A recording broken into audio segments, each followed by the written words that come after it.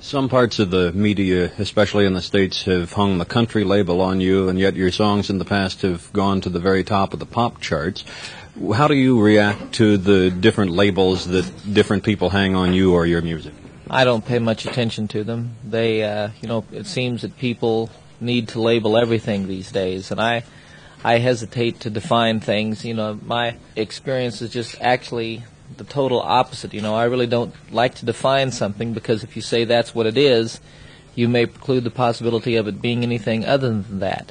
And I don't think that I'm a country singer. I don't think I'm a pop singer. I don't think I'm a folk singer. I think I do all of those things. And I think also that I have, just somehow I have a style of my own. I don't know anybody else's music that sounds like the songs that I write, or the way that we present our music. You have recorded so many albums. How do you decide which songs from those albums to sing in the amount of time you have on a concert stage in any one night? Well, that's a difficult thing to do. It's like coming over here. We've just finished recording a new album, which is not going to be released until after the first of the year. But I have all these new songs that I want to do, plus from the past 2 or 3 albums that I've done in the States. And yet the albums that have been successful over here are all back from the Greatest Hits Volume 2 and Volume 1 and The Evening With. So it's old music in a sense for me. That is my most popular music over here, and I really want to provide the audience with what they're familiar with and what they're coming to hear, and at the same time to have the chance to show them some of the new stuff. So getting a show worked out and getting one that works and pacing and everything like that and takes the audience where I want to take them is always, it's a difficult thing. You were what some Americans call an Air Force Brat. I think your dad was in the Air Force. How many towns did you live in growing up, more or less? And what is it that you remember now when you look back on the growing up time? Well, at the time it was very difficult for me. As an Air Force brat, your father gets transferred around, and you're living in a lot of different places. And quite often, at the age of being a very insecure 13-year-old kid and starting school someplace where you had never been before, and not knowing anybody, and walking into class a week after school had started, exaggerated the insecurity, And at the same time, I recognized then, and really look back on with a great deal of gratitude, the kind of upbringing that I had, because I got to see a lot of different people in a lot of different places in a lot of different ways. And it has to do now, I think, with how I'm able to write songs that really reach a whole lot of different people, I think, and how I find myself, really very, very comfortable wherever I go and whatever kind of situations I'm in. In 74 and 75, there was a sudden tremendous surge of your music on the popularity charts. Do you analyze to the point where you have some thoughts about what may have caused it at that particular time? I've not analyzed it, no. It was a very nice thing that happened, and again, I think it sort of comes out of how the music is reflective of what's going on for people, the particular songs that I write, and that nobody else is really doing that kind of music to a large degree. It has to do now with the success that I still have in doing concerts and on television in the United States, and I haven't had a hit record in a long, long time. And again, so it's not hit records, but it's songs that do in fact have some meaning for people. It's interesting to me that my music, so much of which really has to do with an experience of America, if you will, the kind of life we live, the life in the mountains or on the prairies, that it has received the kind of attention it has around the world. And I think it's because what it has to do with is basic human values, the way people live, regardless of where they live or how they live, the same kind of aspirations and frustrations.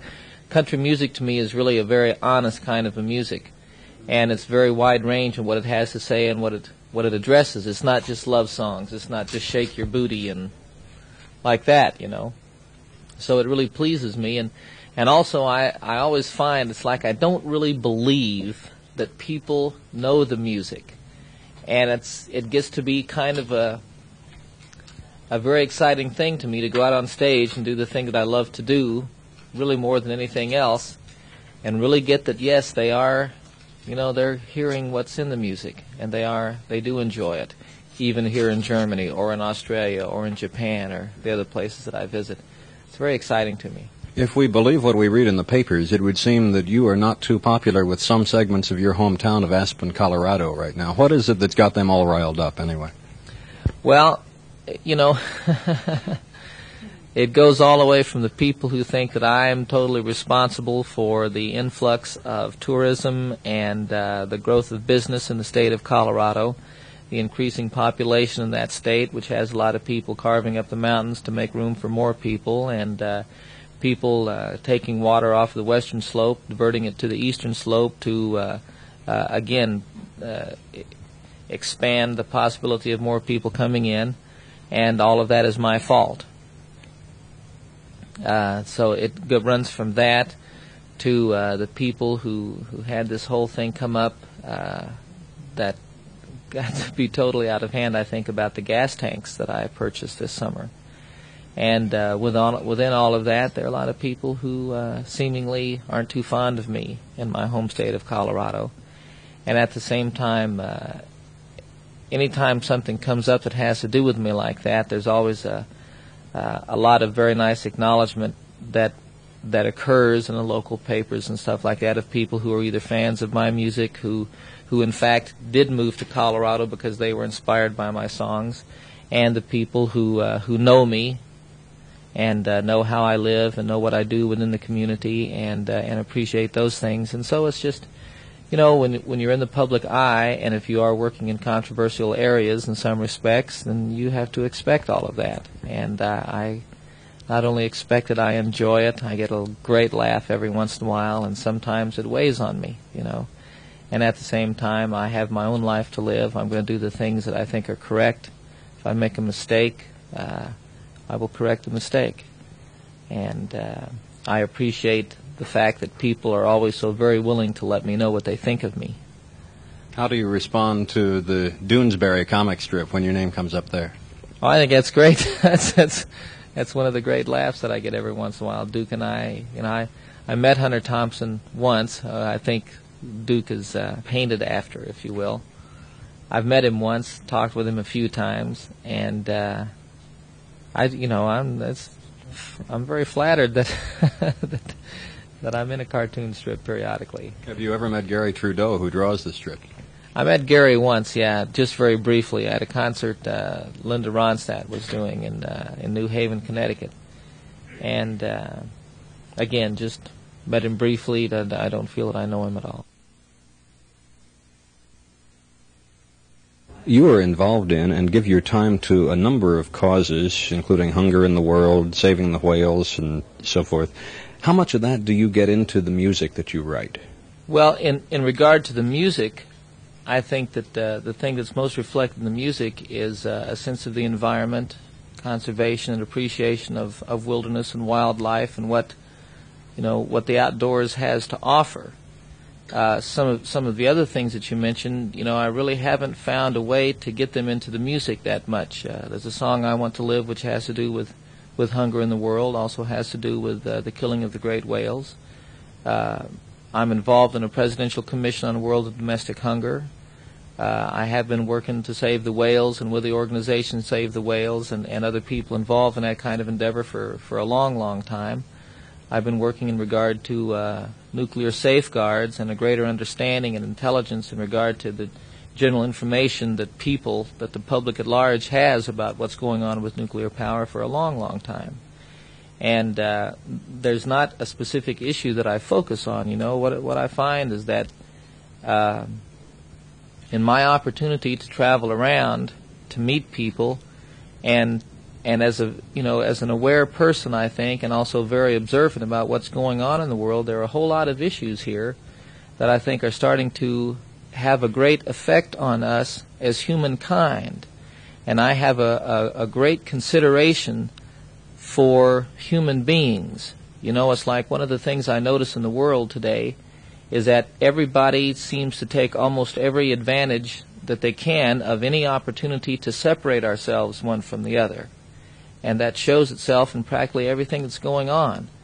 And I have a great consideration that we need to look at those things which bind us together as human beings first. And within that framework, there's all of these things that are going on that are, potentially affect the possibility of life on this planet. Not only the wilderness and wildlife and the whales and things like that, but human beings, our children, our children's children. And as the person that I am, I can't not say what's going on for me. What I do is I share my feelings. That's what my talent seems to be. It's where I've had success in the world. It's what my business is, performing and singing, and I sing my own songs primarily. And in regard to all of these things, I can't not be quiet about what I see going on. It's gotten to be of great concern to me, and it's not just one issue, it's all of these things.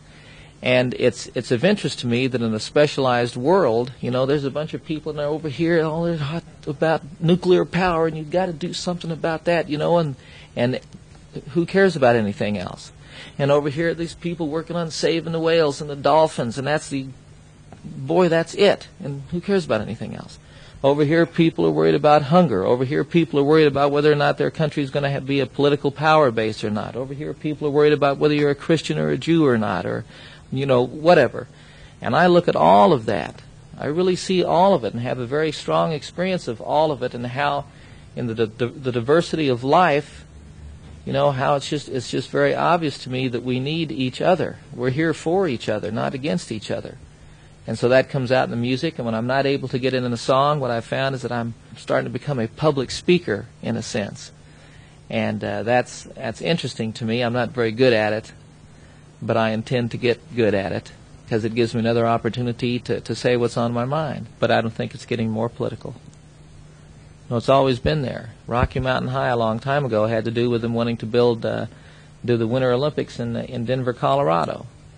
And they were going to spend millions and millions of dollars to build a facility that was going to take up a whole big section of the mountains, and it was going to get to be used once. And they were going to have to do a lot of things to ensure that it could be used that once, because where they wanted to build it, just outside of Denver, there's not any ski areas there. And there's not any ski areas because there's not enough snow. And yet they were going to have Winter Olympics there. Stupid things. There's a thing going on in Colorado right now. There's this beautiful canyon, Glenwood Canyon. Golly, it's just incredibly beautiful. And you can drive through that, and there are castles, peaks that go up. You're in a canyon that's over 1,000 feet deep. And you see eagles there, and deer, and elk. And it's 13 miles long. And they want to spend $500 million in the world today, with inflation that's going on, with people out of work. We can't provide enough jobs for people anyway. They want to spend $500 million to improve 13 miles of road, to make it safer to drive. And they want to build a 4-lane gigantic autobahn through there. I don't think it's necessary to make that road safer. I have the chance to say things sometimes. It seems that through my music and the success that I've had, that I say things for people sometimes. And if that is the case, and I have the opportunity, I can't not speak out. Would this speaking out go so far as ever to get involved in a political campaign or getting involved in running for political office yourself? No, I didn't say political speaker. What I said is that I have the opportunity now to, it's like on occasions I'll get invited someplace to make a speech, to share whatever's on my mind, not to come do a concert performance, but come speak to people. Sometimes that's a church group. Sometimes it's an educational group. Sometimes it's the group of arena managers. I made a talk, had a great time. All the people in the United States who manage the big arenas and theaters, performing arts centers, have an annual convention, and they invited me to come down and tell them what I look at in regard to working with them, what goes on in regard to their facilities and how they handle their job, and what do I do in regard to working to them that would be of value for them to know from the other side, You know, I had a chance to speak for the International Transactional Analysis Association. Transactional analysis is a form of psychotherapy. So I spoke to about 1,000 people one evening on being a human being. Gee, I had a good time with that one. So I just, I'm not a political speaker. I have no aspirations to go into politics. Sometimes my politics are reflected in the things that I have to say, both in as a speaker and as a performer, as a singer. But that's not the focus necessarily. You first came to public attention when you replaced Chad Mitchell in a trio that bore his name, and that was a trio that was doing music that seemed to appeal in the States mostly to a university crowd, not necessarily to quite the mass audience that perhaps your music has today.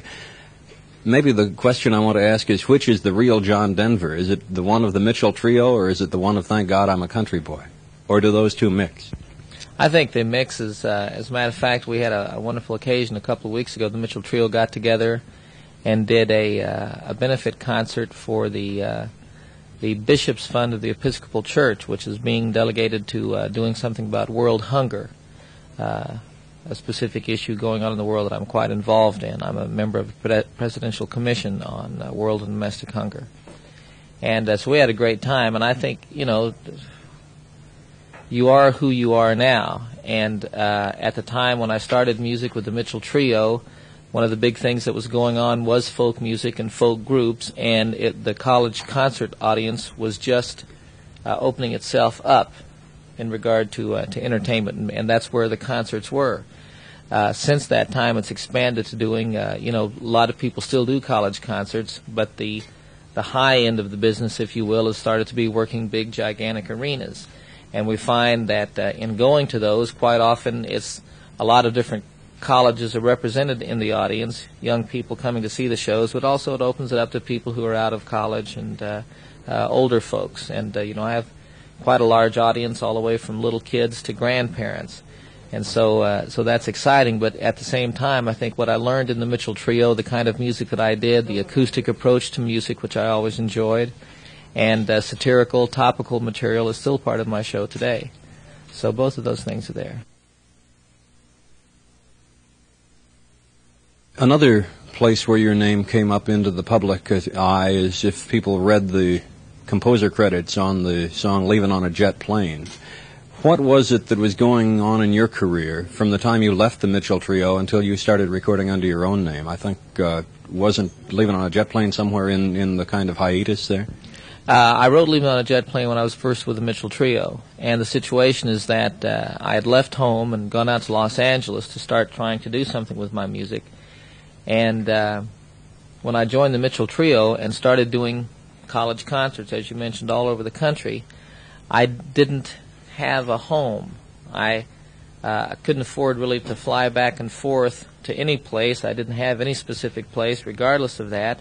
And what was occurring is that I either, when we had a few days off, I either stayed where the last concert was or went early to where the next concert was going to be, and I lived in a hotel. And it was constantly traveling, living out of a suitcase, and not having any particular place, no sense of stability, and certainly no relationship that was stable. And Leaving on a Jet Plane was written more out of a desire to have someone to share that kind of feeling with, as opposed to the fact that there was somebody that I was writing the song for. I wish I had somebody at the time, that I could have written that song for. Did you expect it to be the success that it ultimately became? No, it was kind of a surprise, to have a hit record when Peter, Paul, and Mary had a hit with that. And my situation is that I've not ever tried to write a hit record. That's not what I'm doing. What I'm doing is sharing my experiences, the way that I look at life, the things that happen to me. I try to do it just as honestly and clearly as I can. There are things that I have to say. There are things that I want to share with people. And I try to do that as well as I can. And hopefully there's an audience out there who has an ear, for whatever it is that I'm saying.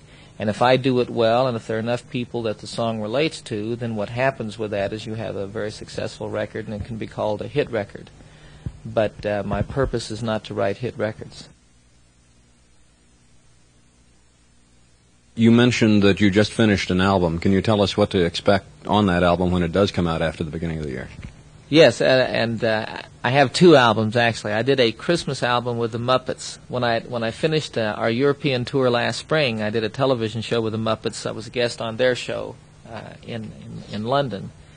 And we got along so well, had such a wonderful time together, we really mutually decided we wanted to work together again. And we started planning a Christmas television show, which we're going to be filming in November. So we're doing a Christmas special together. And then around doing that, we had the notion of doing a Christmas album together. And it is a magical album. It is just, I think it's the most wonderful thing I've ever been involved with. I think it's a brand new Christmas album. There's not been anything new in Christmas music or albums. Everybody kind of does a Christmas album because you can sell those every year or something like that. I don't know. But this album is magical. And so we have that, and we're going to do the Christmas special. And I'm so excited about the Muppets album that it's funny to me. I really enjoy being excited, really, really excited about something. I think it's a great album. And then my album is called Autograph, and it'll be out, as I say, after the first of the year. I think it's the best album that I've done on my own. I have 7 songs on it that I wrote, and 5 other songs, or 4 other songs, by other writers. And it's a very political album. Now that you mention it, I really am trying to. It's like, I don't mean to belabor this if that's the way it's coming across, but it's an interesting time here on this planet, and I think that we're starting to have to deal with some issues that for a long time people in different parts, that's happening over there. It doesn't concern us, or that's not really important, and you kind of push it under the rug here or hide it in the closet. But these issues are becoming international in their scope, and it's getting to be very obvious that what goes on in one part of the world affects what goes on in another part of the world, and there's a real interdependency. And I think with the way that things are going, boy, you better stand up and be counted for what it is that you believe in, and the way that you want to live, and what you're looking for in your life. And I think that to the degree that you do that, you will find that people are looking for the same things, that we do have the same kind of aspirations and hopes and frustrations and desires, and that, it's like you watch some of the sporting events through the summer. They had some international games getting ready for the Olympics. And boy, I'll tell you, when somebody stands up that day and gets the winner's medal, the gold medal or the silver medal or the bronze medal, whatever it is, but when that guy stands up, it doesn't make any difference what country he's from or who he represents. What he represents is humanity. He's a human being who on that day is better than any other human being around, and in a reflection of what we're capable of as human beings. God, it's wonderful, and I think that we are in danger of eliminating the possibility of our surviving on this planet. And I think, again, you better stand up and be counted, and you better start doing whatever it is that you can do to get the world going the way that you want it to go, where people have the opportunity to fulfill themselves, complete themselves, and make some kind of contribution to life around them, to be part of and one with the rest of humanity, the rest of life, if you will. And, that's showing itself in the music. This is an exciting album to me, We'll find out how it's going to be received. It's like, I think, to the degree that you start saying specific things, it gets to be easier for people to disagree with you, And so we'll see what kind of effect that has on my audience. If I've been saying things that they agree with, which has had to do then with the success of the records, and as I start to speak more clearly about things that perhaps come from a little bit deeper inside, it'll be interesting to find out if that continues. If people do still relate to those thoughts, or if they're offended by them, or whatever. And I have a very strong sense that that what I'm saying now comes out of what I've always been saying. It has to do with the way that I look at life, the way that I want to live, the kind of world I want to provide for my family, and that's no different. You know, I consider you my family, the family of man, you know, and so I feel good about it. I feel wonderful. I've had the most difficult summer of my life. So many things have been going on in the work that I've been doing, the complexity of the different kinds of work, in relationships, in making my organization work, and trying to set up the things that I want to do in the world. And having come through this summer, boy, I feel right on top of it. I'm in good health. I'm in good shape. I'm so excited to be out singing again. You know, sometimes I think I get so caught up in all of this other stuff, which to a degree we've been talking about over here, going to Rome to represent the United States at the World Conference on Agriculture and Agrarian Reform, and at commission meetings in the United States, and over here speaking to people, and over here doing this about nuclear power, and over here. I can't wait to sing again. And that, you know, it feels good to me. You've been writing songs for more than 10 years now. Has it gotten to where you're not into a routine in the sense of monotony, but do you have a certain way you go about it now? Songs come whenever they come. You know, I really have never felt like I write songs. You know, maybe I happen to hear them first. You know, I think that the songs are all out there. And sometimes, you know, given my particular makeup, I happen to be the guy that's sitting down with pen in hand when one comes floating by. And, you know, they're not my songs. And they come whenever they come. I tell people a story of writing Calypso. I was on the boat with Captain Cousteau, met him that day, and I hadn't been on the boat 2 hours, and all of a sudden, just walking around the deck of the Calypso, I had the chorus of this song. It was just there. And then I couldn't write the verses, and I was trying to get them done for the television show that we were working on together, and so I could include it on the television show. And I couldn't finish the song. I couldn't get it to say what I wanted to say. And so we missed the television show, that I was getting ready to go out on a concert tour, and I was struggling to get the verses to complete the song so I could have it available for the tour, and I couldn't do it. And finally one day I gave up after, you know, really sweating on this particular song for over a month. And I went skiing. Made about 2 runs and just had to get back to the house. You know, I got in the Jeep, and as I was driving home, I wrote the rest of the song. You know, how does that happen? When you sit and struggle and try to work it out, and you're sitting there and you're playing with the meter and with the cadence and with the rhyme and with the thoughts that are there, and you're really laboring over it, and you can't make it happen, and then all of a sudden driving in your Jeep from the mountain to your home in a period of 20 minutes, the song is there. The song, the music, everything is there, and you get home, you pick up your guitar and you play it, and yeah, that's it. You know, my real experience of that is that, you know, I almost have nothing to do with it. What I have to do is get myself out of the way, my ego, the things that I'm trying to say, and let that which wants to be said come through, you know. But I like that. That works for me. And it also makes it easier for me not to get too attached to the songs. You know, as a singer, people write to you, and they've used your songs in their wedding, or they've used their songs when their baby was being born, you know, during the process of birth. And that's really a wonderful, wonderful thing. And you can start to feel very, very important. And I think that it's not necessarily the best way to hold yourself important. It's nice to have those things happen and to see that come out of the stuff that you're involved in, but, you know, I'm another human being. What is it that you say to yourself when you feel yourself creeping toward that feeling of what in your mind is a little too much self-importance? Well, I think that what happens, one of the things I'm really grateful for is I live in this beautiful place in the mountains, and I'm not so much in an environment, it's like this is not an everyday thing for me, and I'm not involved with press and with other celebrities every day, like if I were living in Los Angeles or something like that.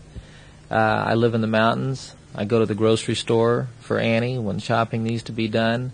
I look out at the mountains and how long they've been there. I'm an amateur astronomer, and where I live at an altitude a little bit above 8,000 feet, the sky is incredibly clear.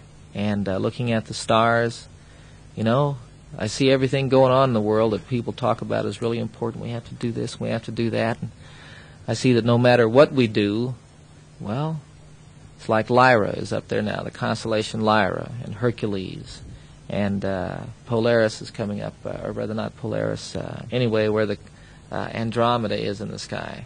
Comes up every year about this time, no matter what we do, no matter what's happened, no matter what's going down. And you start to get a little bit, I know who I am, and I know who I'm not. And I stay pretty straight with that.